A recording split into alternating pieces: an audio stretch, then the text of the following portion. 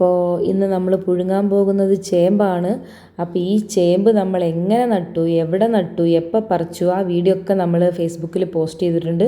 ഒരുപാട് ആളുകൾ അത് കണ്ടിട്ടുണ്ട്. ഞാൻ തന്നെ ഞെട്ടിപ്പോയി ഇത്രയും ആളുകൾ ഇത് കാണുമെന്ന്. അപ്പോൾ ആ ചേമ്പ് ഇന്ന് പുഴുങ്ങാൻ പോകുന്ന ദിവസമാണ്. അപ്പോൾ ചേമ്പ് പുഴുങ്ങാൻ പോകുന്നതിൻ്റെ മുമ്പേ അത് കുക്കറിലിട്ടിട്ട് ഞാനും കുട്ടികളും കൂടിയിട്ട് അലക്കാൻ വന്നു. കോഴിക്കുട്ടികൾ കൂടെയുണ്ട്, എന്നെ സഹായിക്കാൻ വേണ്ടി എൻ്റെ മുത്തുമണികളുണ്ട്. പിന്നെ കുട്ടിയാണെങ്കിൽ അലക്കാൻ നല്ല രീതിയിൽ സഹായിക്കും. അവൾക്ക് അലക്കാനും പാത്രം കഴുകാനും ചെറിയ ചെറിയ കറി ഉണ്ടാക്കാനൊക്കെ നല്ല താല്പര്യമാണ്. അപ്പോൾ അതുകൊണ്ട് ഞാൻ രക്ഷപ്പെട്ടു. ഇടയ്ക്കൊക്കെ ഈ ചെറിയ ചെറിയ കറികൾ എനിക്ക് ഉണ്ടാക്കി തരാറുണ്ട്. ഈ ഉപ്പ് മഞ്ഞൾപ്പൊടിയൊക്കെ ഇടുന്നത് ഞാൻ കറക്റ്റായിട്ട് പറഞ്ഞു കൊടുത്തിട്ടുണ്ട്. ഉപ്പ് മഞ്ഞൾപ്പൊടി മുളക് പൊടി അത് കൂടരുതെന്ന് പറഞ്ഞു കൊടുത്തിട്ടുണ്ട്. അപ്പോൾ അത് കറി എപ്പോഴും അവളുടേത് നന്നാവാറുണ്ട്. ഇതൊന്നും കൂടാറില്ല. കറക്റ്റായിട്ട് ഇടുമ്പം അവൾ എന്തുണ്ടാക്കുമ്പോഴും അത് നന്നാവാറുണ്ട്. അപ്പം പിന്നെന്താ എനിക്ക് പറയാൻ വന്നത്, ഞാൻ ആ ചേമ്പ് പറിക്കുന്ന വീഡിയോയിൽ എനിക്ക് നല്ല രീതിയിലുള്ള ഇൻകമും ഉണ്ടായിരുന്നു കേട്ടോ, കുറേ പേര് കണ്ടതുകൊണ്ട്. അപ്പോൾ ചേമ്പ് വെറുതെ പുഴുങ്ങിയാൽ പോരാ, ചേമ്പിൻ്റെ കൂടെ നമുക്കൊരു ചമ്മന്തിയും കൂടി വേണം. അപ്പോൾ എൻ്റെ അമ്മയുടെ സ്വന്തം കൃഷിയാണ്. അമ്മ എവിടെയും കൃഷി ചെയ്യും, എന്തിലും കൃഷി ചെയ്യും.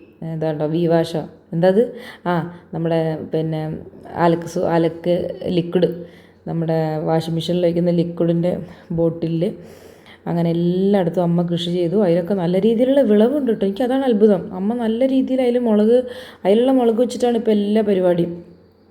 പിന്നെ നേരത്തെ കണ്ടത് മത്തൻ്റെ കുരുവാണേ, അത് വറുത്ത് കഴിക്കാൻ വേണ്ടിയിട്ട്. പിന്നെ മറ്റേ ചമ്മന്തിയിലേക്ക് ആവശ്യമായിട്ടുള്ള ചെറിയ ചേരുവ.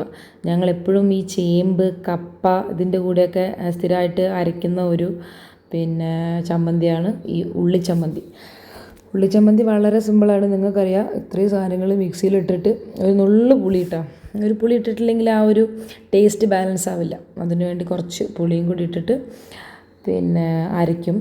അവസാനം നമ്മൾ കുറച്ച് വെളിച്ചെണ്ണയും അതിൻ്റെ മേലെ കൂടെ ഒഴിച്ചെടുത്തിട്ടുണ്ടെങ്കിൽ പിന്നെ ചമ്മന്തി റെഡിയാണ്.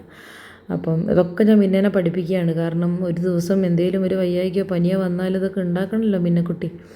അപ്പോൾ അതൊക്കെ അവൾ ചെയ്തോളും. പിന്നെന്താ പറയാനുള്ളത്, അമ്മ കൂടെ ഉള്ളത് കൊണ്ട് നല്ല വെറൈറ്റി ആയിട്ടുള്ള ഭക്ഷണമൊക്കെ കഴിച്ചിട്ട് ഞാൻ പോകുന്നുണ്ട്. പിന്നെ ഇപ്പം കട്ടൻ ചായയാണ് കേട്ടോ ഇതിൻ്റെ കോമ്പിനേഷൻ. ചേമ്പിൻ്റെ കോമ്പിനേഷൻ കട്ടൻ ചായയാണ്. പാൽ ചായയും ചേമ്പും പാൽ ചായയും കപ്പയൊന്നും അത്ര ടേസ്റ്റ് ഉണ്ടാവില്ല. ഇതിൻ്റെ കൂടെ കട്ടൻ ചായയാണ് ഏറ്റവും നല്ലത്.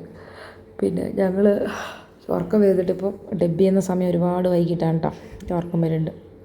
കുട്ടികളൊക്കെ ഉറങ്ങി. ഈ ചേമ്പും ചേനയും കാവത്തും ഇതൊക്കെ ഞാൻ വയനാട്ടിൽ ഞങ്ങൾ ആയതുകൊണ്ടേ സ്ഥിരമായിട്ട് ഞങ്ങൾ കഴിക്കുന്ന സാധനങ്ങളാണ്. ഈ താളും തകരയെന്ന് പറഞ്ഞ പോലെയാണ് നമ്മുടെ ജീവിത രീതി, അങ്ങനെ ആയിരുന്നു.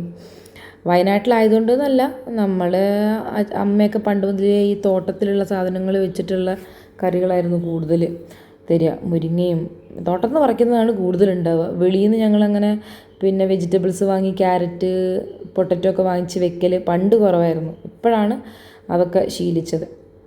അപ്പോൾ ഈ ചേമ്പ് നമ്മൾ നട്ടത് കൊണ്ടാണോ നമ്മൾ തന്നെ സ്വന്തമായി നട്ട് പറിച്ചത് കൊണ്ടാണോ എന്നറിയില്ല, ഭയങ്കര ടേസ്റ്റായിരുന്നു. തരിയൊക്കെ ആയിട്ട് നല്ല ടേസ്റ്റായിരുന്നു. ചേമ്പ് ഞാൻ അധികം കഴിക്കാത്ത ആളാണ് ഞാൻ. എന്നാലും ഞാൻ ഒരു വലിയ കഷ്ണം ചേമ്പ് അതിന്ന് കഴിച്ചു എന്നുള്ളതാണ് അതിൻ്റെ ഒരു സത്യം. ഈ കുപ്പി ഗ്ലാസ്സിൽ ചായ എനിക്കാണ് കേട്ടോ. എനിക്ക് കുപ്പി ഗ്ലാസ്സിൽ കുടിക്കാനാണ് ഏറ്റവും ഇഷ്ടം.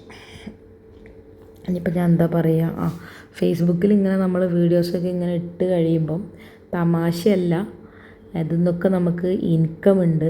നമ്മുടെ ആ ചിലവിനുള്ള പൈസയൊക്കെ നമുക്ക് കിട്ടും. അല്ലാണ്ട് വെറും തമാശയും ഇതൊന്നുമല്ല. പിന്നെ ആളുകൾ കൂടുതൽ ഇഷ്ടപ്പെടുന്നത് വില്ലേജ് വീഡിയോസാണ്. സമയം കഴിഞ്ഞു. Thank you. ബൈ.